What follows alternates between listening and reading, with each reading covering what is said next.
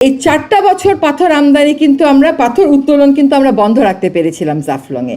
আর এখন আমি উপদেষ্টা, এখন এই পাথর উত্তোলন বন্ধ রাখতে পারলাম না কেন? আমাদের নতুন প্রজন্ম আমরা যেরকম জাফলং দেখেছি সেরকম জাফলং দেখতে পারলো না।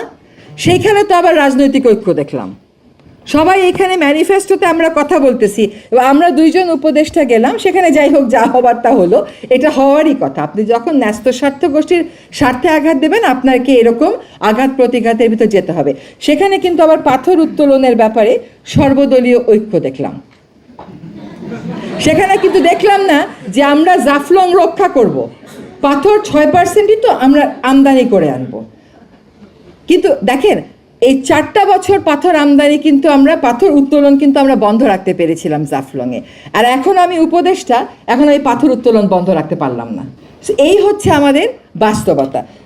আমরা কেন দেশের উন্নয়নের বিরুদ্ধে কথা বলবো, কিন্তু জাফলংটাকে ধ্বংস করে দিয়ে কিসের উন্নয়ন হচ্ছে, কার উন্নয়ন হচ্ছে? আজকে যদি ওখানে পাথর তোলা না হয়, ইকো ট্যুরিজম হয়, আমি আপনাকে বলে দিচ্ছি, আপনারা সহজ হিসাব করবেন যে ইকো ট্যুরিজম দিয়ে আপনারা কত আয় করেন, সরকার কত আয় করে, আর পাথর তুলে সরকার কত আয় করে। এই কম্পারেটিভ অ্যানালাইসিসটা কেউ কখনো করেছে? একজন ডিসি লিখেছিলেন সরকারকে যে পাথর উত্তোলন না করে যদি আমি ইকো ট্যুরিজম করি আমি অনেক বেশি আয় করতে পারবো।